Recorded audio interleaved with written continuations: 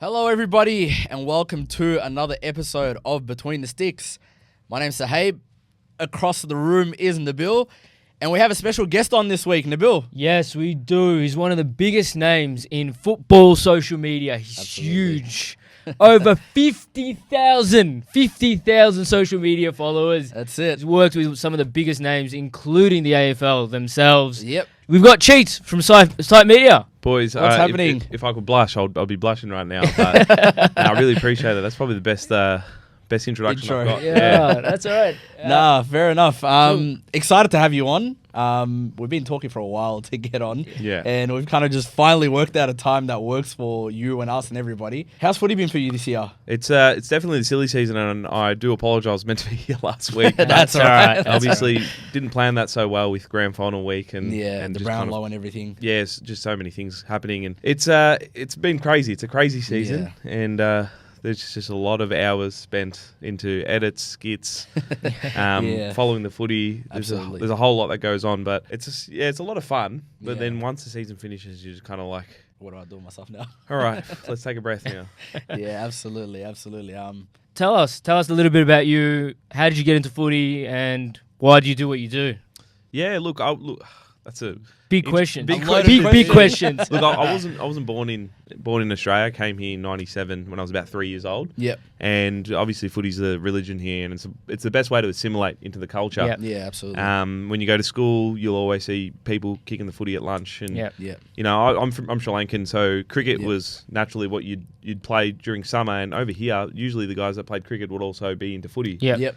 And I guess the best way to kind of the combat that, you experience racism and you experience all that kind of stuff, and there's a little bit of discomfort. Yeah. So you're like, you know what, I'm going to try and play footy, and got involved, and I'd like to say I was handy. Yeah. There was a period of time where I thought, hey, I might be a chance here, like any other kid. Yeah. But you don't realise how far off you are.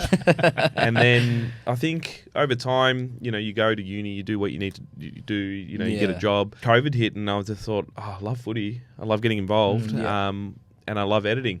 Yep. Mm-hmm. And it was just a little side hustle thing where I'm like, I love editing. When I say side hustle, no one was paying me. It was just your side hustle. Yeah, it was my side hustle. With rather than playing PlayStation or spending hours on PlayStation, I thought, hey, why not do some editing? And I wanted to get involved in the game, and I just thought, I love footy so much. I've got an opinion, and I remember there's one drive to work, my casual part-time job at the time, and I remember listening to Dill Buckley. Yeah. And I thought, hey, this is an interesting way to get involved in the game. And I thought, I'd love to be there at one point. And I thought, well, why don't we just start with the editing? Yeah. And then have this long-term goal of just continuing to evolve, develop some skills. Because deep down, I always thought I could do that. Yeah. No disrespect to Dill, but I just thought this is something that where I could definitely make a name for myself. Absolutely. And fast forward now, 2025, here we are. We've kind of working for ourselves, doing a little bit of everything. So Built a monstrous following, to be I wouldn't say completely monstrous, honest. but it's continuing to grow. Absolutely. is the way I put it. Absolutely. How did you get into footy itself? Yeah. Like following footy, being interested outside of obviously the cultural assimilation that you'd have to kind of build. Yeah, well, my brother was a North Melbourne supporter. Okay. And he was a big Byron Pickett. He loved Wayne Carey. He loved that 99 period. It was massive for him. And like I said, we came in 97 and he loved North Melbourne. And naturally, when your older brother goes for for a footy team, You just and kind you of- just kind of follow. You're like, I need to follow him. Funnily enough, he didn't let me go for North Melbourne, which is a blessing in disguise. Interesting. I mean, now looking back. Looking back at it, I'm like, mate, I'm so happy you didn't let me. And Why? It's just a older brother thing. It's like, that's my team. Don't copy me. Don't copy me. And it was just like, okay, fine. So Fair I had enough. this period when I was like 5 years old. I'm like, okay, I'll go for Essendon because they won the flag in 2000. Yep. Yeah. Lasted about 2 weeks. I think Great it was the decision. Bulldogs. Great decision. Incredible decision. Sliding doors moment. Who knows? There I might we not even go. be here. I might still be, crying somewhere. Absolutely. Went for the Bulldogs, obviously, from the western suburbs, and then I thought, you know what, this is boring. They don't really do And then- anything. Yeah. And then Nathan Buckley one day, I was watching it on the antenna TV. You try to get the antenna right. You move that shit around until it works. Aerial. Yep. And it was a Nathan Buckley wiping his blood on Cameron Ling. He was getting tagged. I remember this, yeah. And I was about 7 years old, and I thought I was really into WWE at the Yeah. time. And I'm like, man, this is sick. This guy, he's wiping his blood on the other guy. And now I didn't know exactly what was happening because I was like, oh man, he's bleeding, he's wiping it. Now they're like getting stuck into him. And I thought they made a big deal out of it because obviously blood rule, Cameron Ling had to go off as well. Yep. And I thought that was the coolest thing. And I'm like, oh man, Collingwood, badass team. Let's go to Collingwood. That's a great decision talking about Collingwood. Huge, man. And fortunately for me, I've been able to witness a couple premierships. Well, you said you started following Collingwood when you were about 7, so that had been around 2002. Yeah, that was a good come up as well. Not necessarily the best team in the league. Yeah, but it was a team that was like thereabouts, so it wasn't bad. Funny story. Right before I went for Collingwood, my brother always tells me this. I think Carlton were really shit at the time. Yes. You're all about this. 2001. And there was a game, and this is how my memory works. There was a game where Carlton, I think, did they finish last? 2002 maybe. I think so. Around 2001, 2002, Carlton were dead shit. They were just it hasn't changed much in 30 years. Not much has changed. And they knocked off the top of the team at that time. It was a one-off round. Yeah. And they did it. And I went to my brother, that's the team I'm going for. And he just goes, are you sure? And I'm like, yep. And he's like, they're last. And I'm like, no. And that was when almost Carlton and the supporters. Almost. But again, blessing in disguise. Absolutely. Yeah, well, we mentioned that you sort of do Type Media, you're wearing the hat. You got a big social media brand and sort of been following that. And I guess our question is, what inspired you to really start making your own content and create the following that you have now? I mean, it's like you boys, like you enjoy footy, you look at it and you go, hey, I want to do something. And like I said, there's not as many creators that are like us. Blatantly honest, there's not many creators. And that's true. And I think you just go, I want to make my footprint and I want to continue to keep getting better and develop these skills to someday just be involved in a game where I'm like, shit, I get to rub shoulders with some of these guys. I get to do some cool things, and you're involved in the game. That was the reason why I wanted to do what I do. I think nowadays the social media landscape and football media has changed. There's a bigger role for social media and content creators. And I guess to that, our question to you is, how do you think football media has evolved, and what role do you think it has social media and podcasters and content creators have a role to play in the future? Man, that is a great question, Nabil. Yeah, hit me up. He's It's coming a in big with one. stuff, man. Look at that, man. Hey, we call him Tom Morris on this show. Nabil Morris. Nabil Morris, sorry. He's dressed the part here as well. I told him to come and he's going all Tom Morris on me. Absolutely. It's great because the landscape has changed a lot. And, it's changed for the better because we are influenced more than ever by the global sports. We're influenced by the NBA, the EPL. It just goes on. And I think the coverage there was really different to the way we covered the AFL. And I think we're naturally, because of the internet and TikTok and Instagram, social media, we see this and we go, hey, this is how we want to do it. Like, for example, Kane Corns, right? Prior to Kane Corns, no one was really going at players and putting out these big statements. But Kane Corns, even he admits it himself. He followed that. I don't know if you guys follow the ESPN First Take. And Skip Bayless. And he followed that, and then he obviously just morphed it into his own style. So we're all influenced. And I think in modern day with the media, and obviously now creators are coming through, and creators are following, the footsteps of Logan Paul. And some of these other guys, but it's just taking what you can and then running it with your own style. And I'm seeing that more often now in the AFL landscape. Yeah, it's very interesting the way we used to consume footy. You would, I guess, understand or know this as well. When we were much younger, it was just the footy shows, and there was nothing else related to footy. Maybe if you read the paper, which people at our age... No, man, we ain't reading the paper, man. Big footy was where it's at, man. If there was a poster in the paper, that's all the reason we needed it for. Back page of the Herald Sun. Yeah, exactly. So, with that, there was no other footy content or other footy media out there.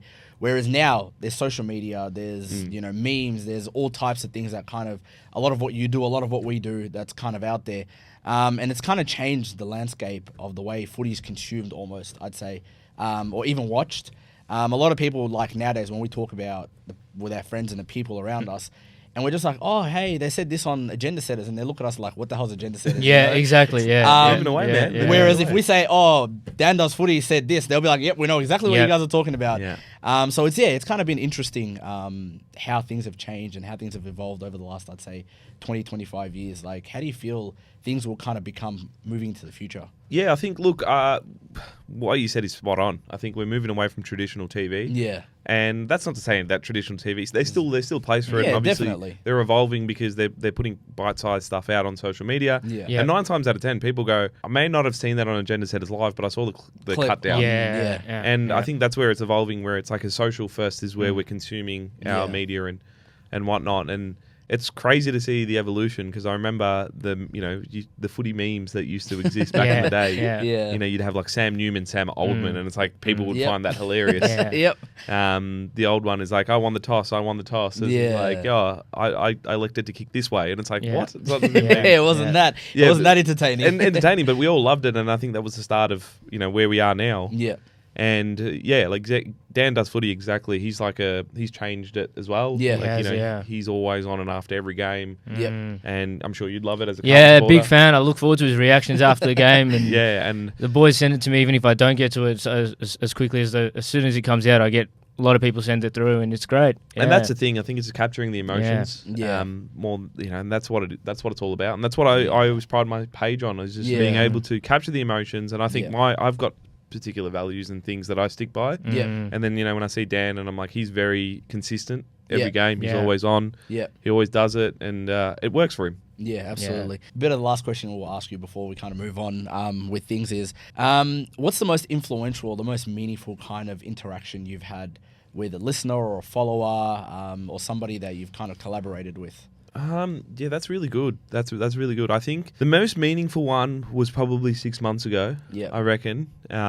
He just said, "Look, man," and I've shared this on my Instagram carousel. I Yeah. kind of put it through. Yeah.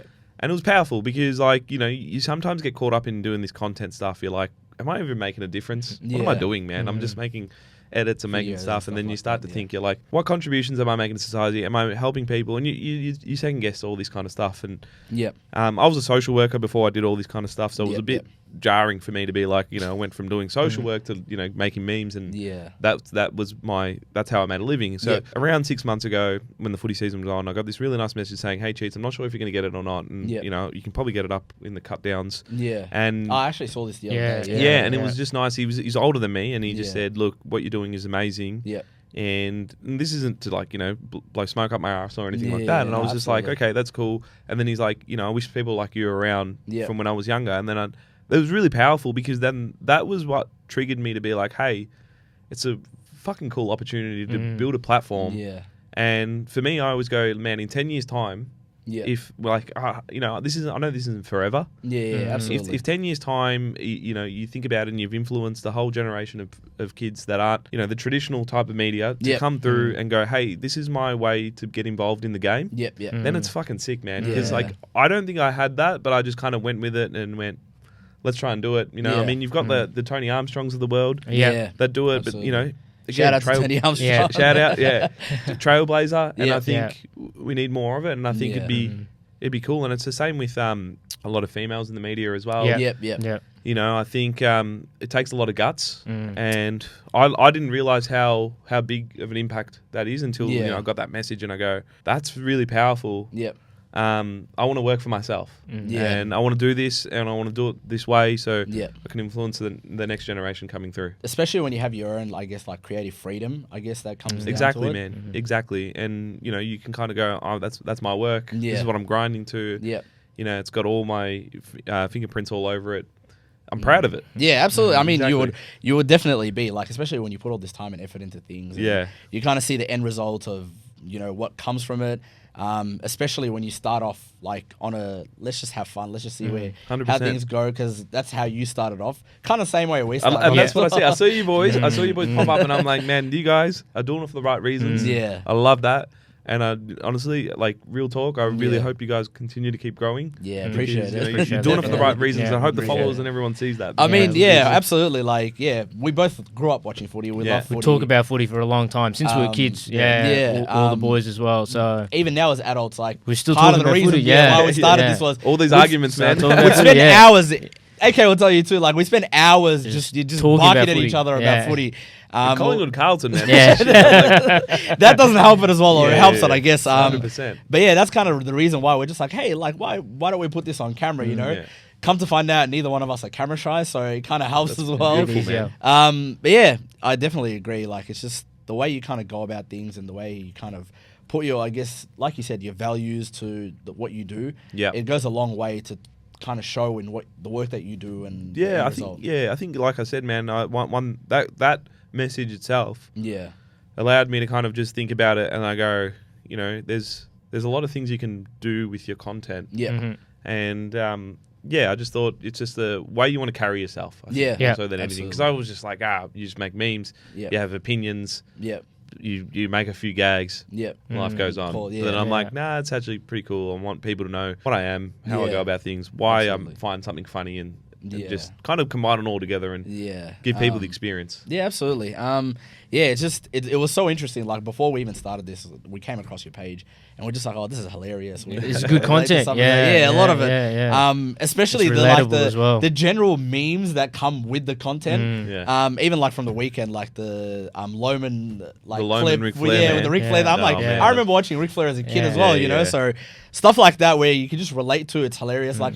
And the Simpsons stuff as well. Just grew up, man. I don't know if you grew up watching Channel 10. Simpsons, you got Rove. You know, and then you're like, man, Channel 10 was the go-to. 6 o'clock. Neighbours. Shout out. Shout out to Toby. They had a couple of Hollywood players on there a while ago. Yeah, exactly. Working out in the background or something. That's the only way you see these players. You're like, oh, man, look at them. They're on Neighbours or they're on Home and Away. And they had Before the Game as well. Before the Game. And honestly, shout out to Before the Game, because Before the Game actually inspires my type of comedy. Oh, okay. So if you look at Strawny and a lot of the skit characters that I try to play, is inspired by that. And then the way Before the Game was like, Before the Game was the first real TV program that we got where we didn't get ex-footballers. We got a panel of comedians. Limo, Dave Hughes. Exactly. And it was the first time you get to go, hey, these guys are funny. And I for most of the time found it funnier than the footy show. No, they were. The footy show gave us good value in a sense where we saw a side to players that we didn't.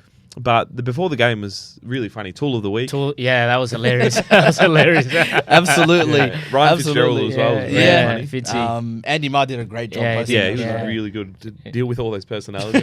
He was. Absolutely. Even like the footy show, I think a lot of it, even with the behind the scenes and the different side of players that we saw, it was still very much watered down. Very much you're on camera type shit. Whereas now it's. But we loved it because there was no social media. Exactly. And that's kind of goes back to the point that we were making earlier about. The landscape of the way we consume footy and the way it's delivered to us is very different.